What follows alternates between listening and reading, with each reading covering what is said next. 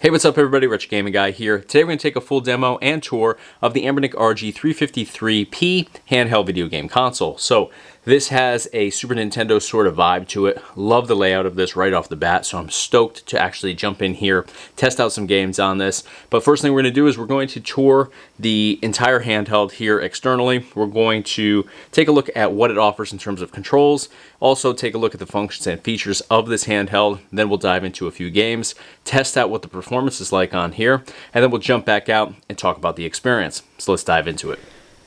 Alright, so here we have our Anbernic RG353P handheld video game console. Comes in an excellent box. The packaging on this is phenomenal. Definitely upgraded from past Anbernic products. Great layout within. Everything is padded really nicely. Comes with a screen protector. Comes with a cleaning kit for the screen, as well as our Type-C charging cable.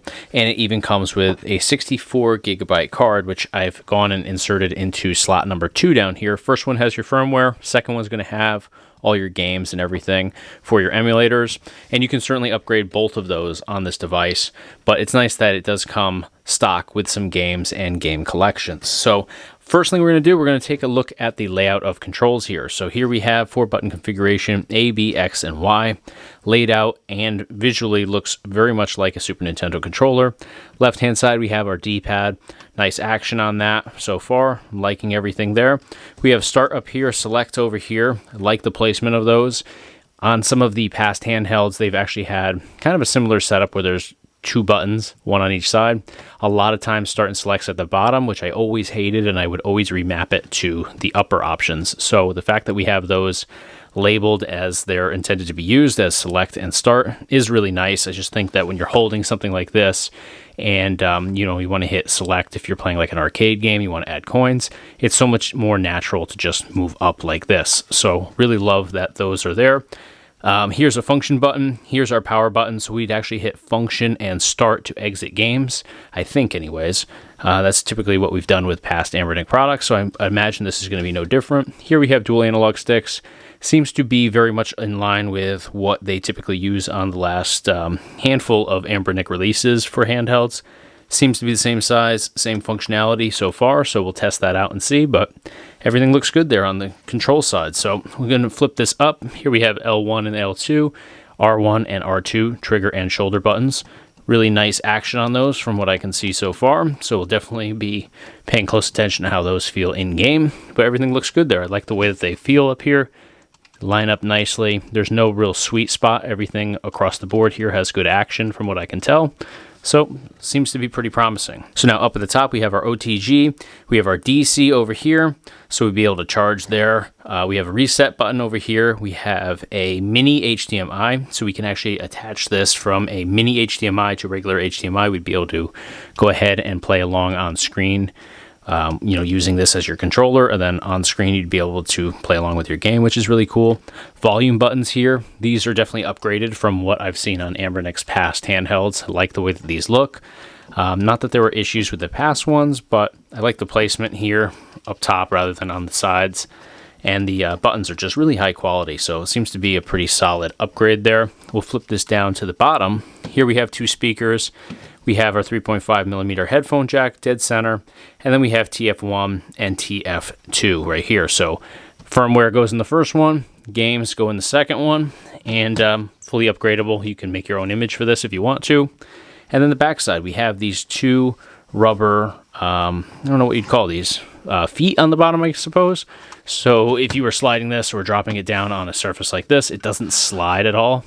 And it also gives you something to kind of grip onto when you're playing this. So my fingers line up really nicely on the back right there. So it just gives you a little added support when playing this handheld. So we're going to fire this up, and all we need to do in order to fire it up is we're just going to go down here to our power button, hold it down for about 3 seconds or so, and this should power right up for us.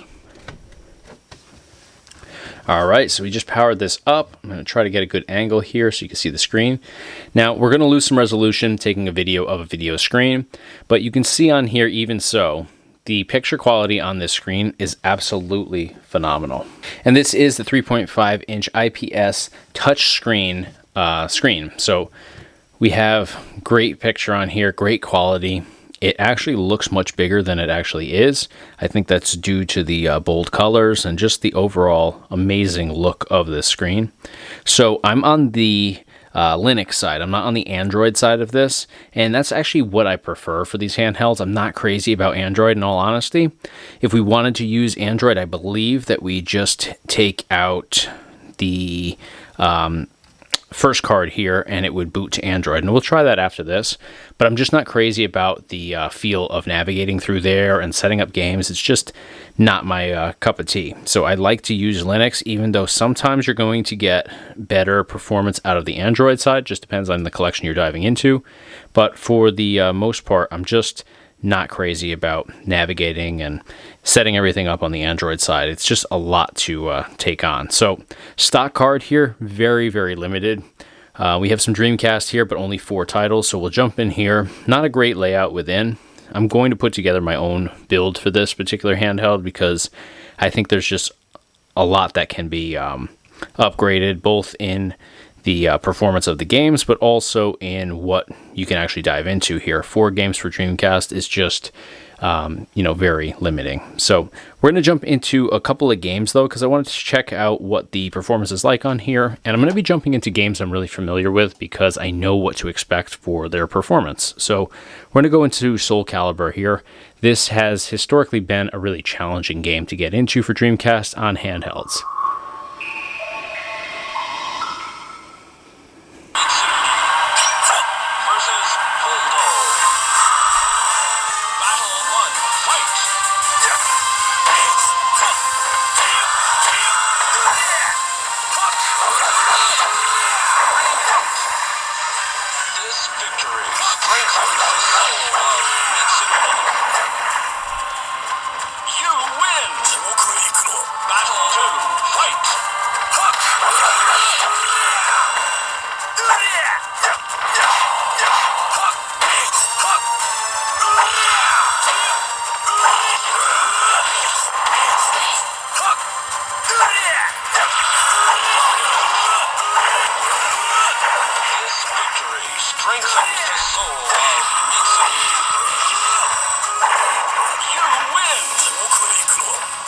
So now in order to exit games, we just hit, as I suspected, start and function together, and that acts as our hotkey function, brings us back out to our main menu here on the Linux side. So everything was really smooth in there, no issues whatsoever with that game.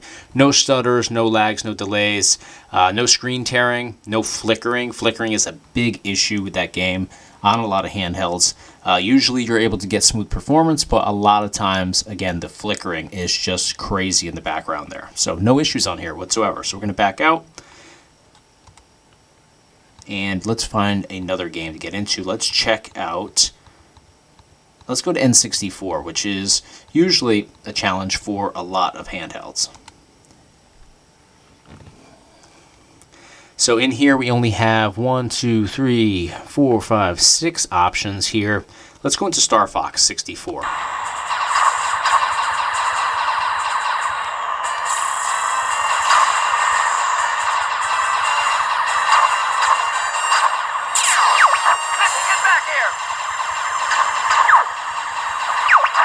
Watch out! Bogey on your tail! Whoa! Help me! Thanks, Fox. I thought they had me.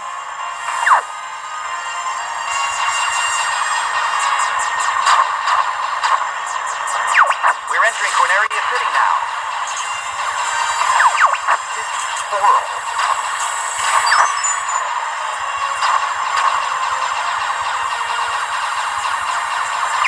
Everybody stay alert!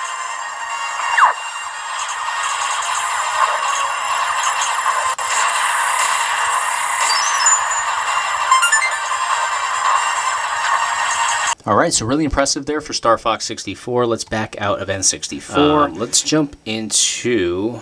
Is there any PSP on here? There is.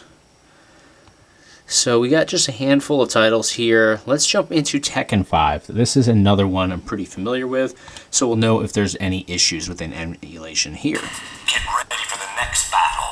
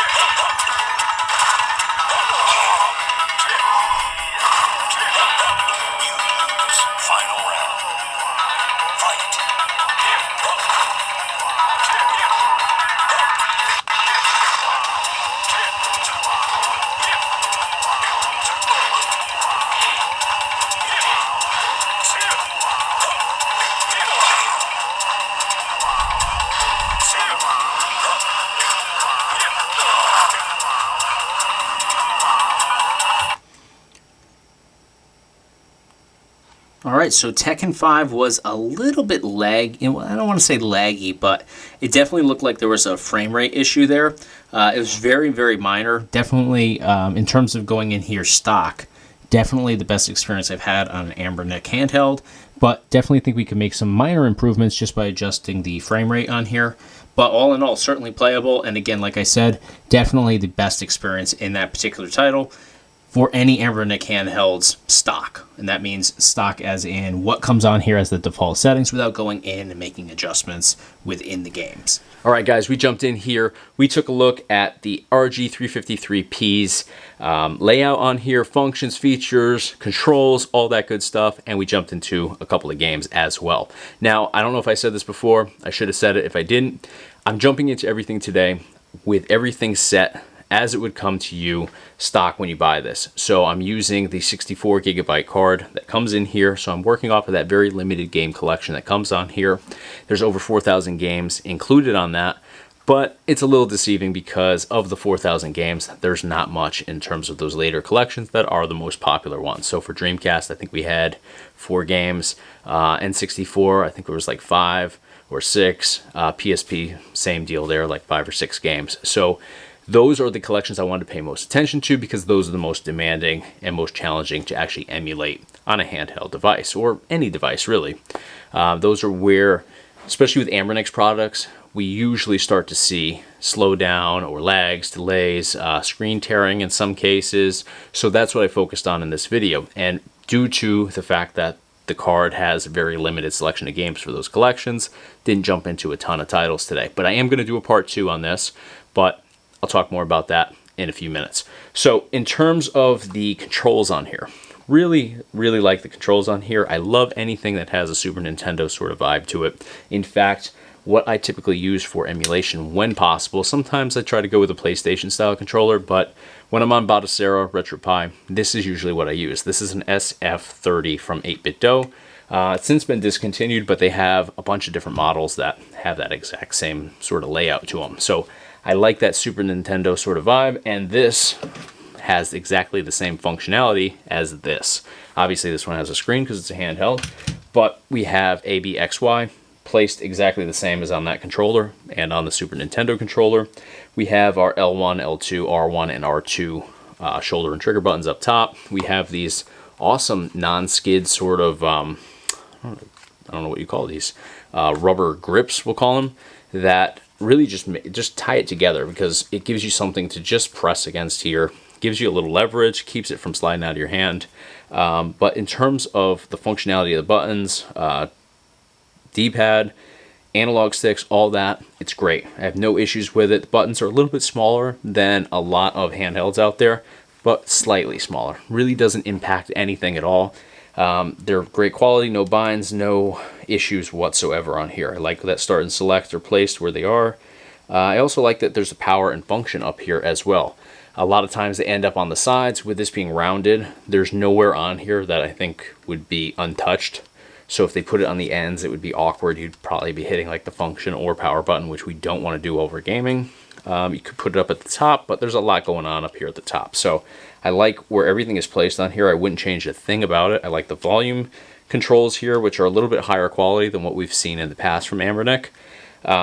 Everything is kind of recessed in too, so you're not going to accidentally hit the reset button, the volume button, any of that. You'd have to, hit those with intent to, engage them. So no issues there. And I like, again, the placement of the trigger and shoulder buttons, but also the functionality. So there's no sweet spot on here. And what I mean when I say that is a lot of handhelds, there's spots on here where you have to hit it to get the maximum performance out of the functionality. That's not the case here at all. I can hit it down here at the tip. I can hit it up here at that end. I can hit it dead center. The functionality is consistent throughout. Everybody has different size fingers and hands, so not everybody's going to be hitting this in the same spot. So I hate when I see shoulder and trigger buttons on handhelds where you have to hit it in a specific spot every time to get it functioning, 100%. Because again, nobody has the same exact size hands or fingers, so just love to see the fact that we can hit that anywhere and still get the same performance out of those buttons. So controls are great. The analog sticks are exactly what we've seen from Anbernic in the past, which I have no issue with. I've never really been overly critical of them. They've been pretty consistent for all of the previous models in the last, I'd say, year and a half or so.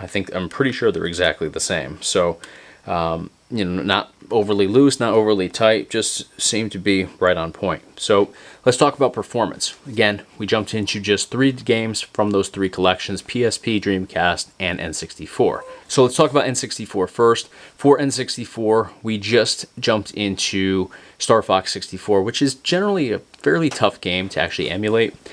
And the quality of emulation there was top notch. If I really put it under magnifying glass, there was slight flickering on like the first cutscene, but the game itself, really smooth, no lags, delays, screen tearing, none of that. So that gives me the indication that N64 is going to run perfectly on here, which we've seen some disconnect with N64 in the past with Anbernic's products. I know that this is a solid step in the right direction with the new chip that's used in here, and just the overall capabilities of this handheld. So everything seems to be spot on there. Again, very limited in terms of how many games are available for this particular handheld with the stock card. So when I put together my or finish putting together my build for this, I'll be able to test out N64 a little bit more and gauge exactly what the capabilities are. But so far so good on here. I'm happy with everything.